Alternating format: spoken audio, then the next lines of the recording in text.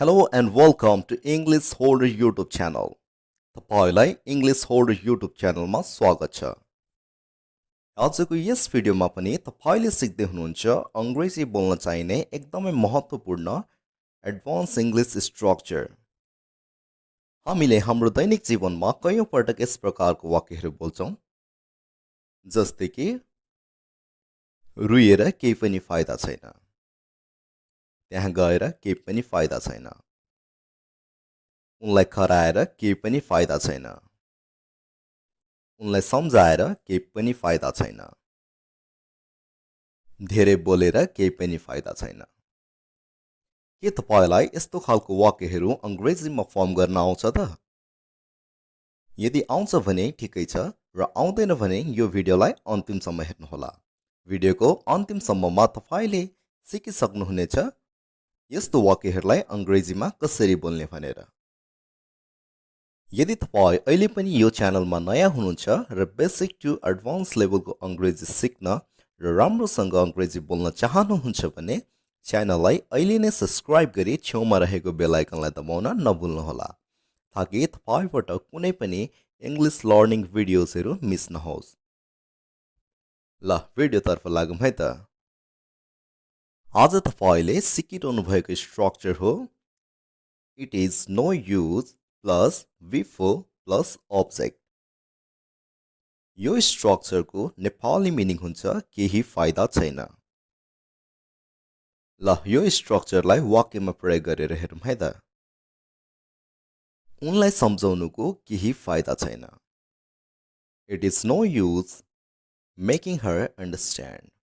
It is no use making her understand. Make understand भनेको कसैलाई सम्झाउनु। Make understand.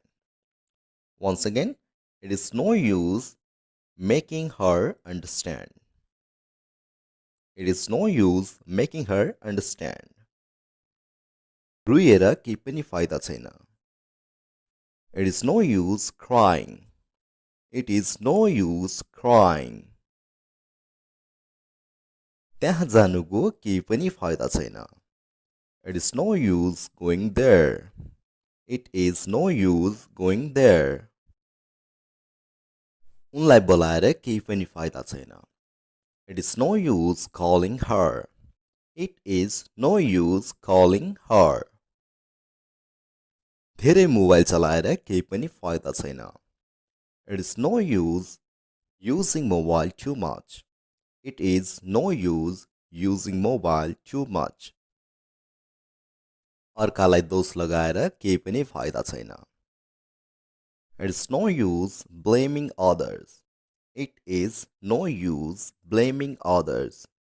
Blame भनेको अर्कालाई दोष लगाउनु या आरोप लगाउनु। It is no use blaming others. It is no use blaming others. यदि तपाईले यो स्ट्रक्चरलाई युज गरेर कसैलाई प्रश्न सोध्न चाहनुहुन्छ भने हेल्पिङ भर्बलाई जस्ट सब्जेक्टको अगाडि ल्याउनु होला। जस्तै कि के त्यहाँ गएर केही फाइदा छैन? Is it no use going there? Is it no use going there? यो वाक्यमा तपाईले हेल्पिङ भर्बलाई जस्ट सब्जेक्ट भन्दा पहिला युज गर्नु भएको छ र इन्टरोगेटिभ यानी कि प्रश्नवाचक वाक्यलाई बनाउनको लागि तपाईले यही फर्मुलालाई युज गर्नुपर्ने हुन्छ। अरु केही वाक्य हेरौं। के पढेर केही फाइदा छैन? Is it no use studying?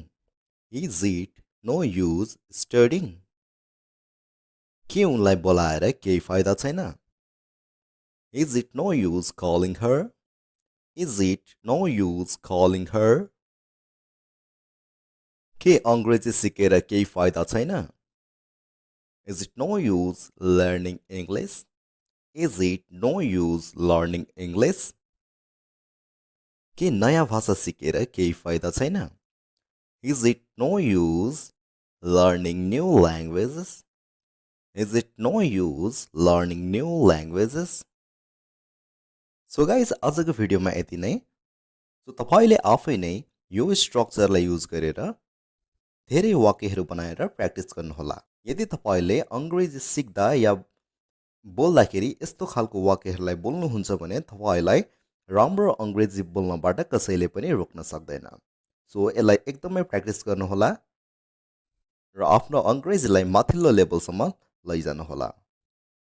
यदि भिडियो मन पर्यो र भिडियोबाट केही पनि नयाँ सिक्नु भएको छ भने भिडियोलाई लाइक, कमेन्ट एन्ड सेयर गर्न नभुल्नुहोला।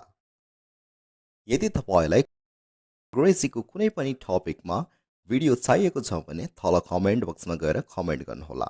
म तपाईँको लागि अवश्य पनि त्यो टपिकमा video बनाउनेछु। So guys, that's for today's video. I will meet you with an interesting English lesson too soon. Till then, take care and have fun.